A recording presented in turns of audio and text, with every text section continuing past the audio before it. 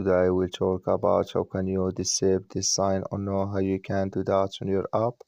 So you just follow this ways, then it's going to work with you.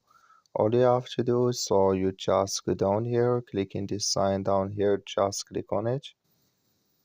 So then it's going to take you to your profile. It's going to show for you like this here. Then all you have to do, you just go down here, you keep going down. You click here on settings here, just click on it.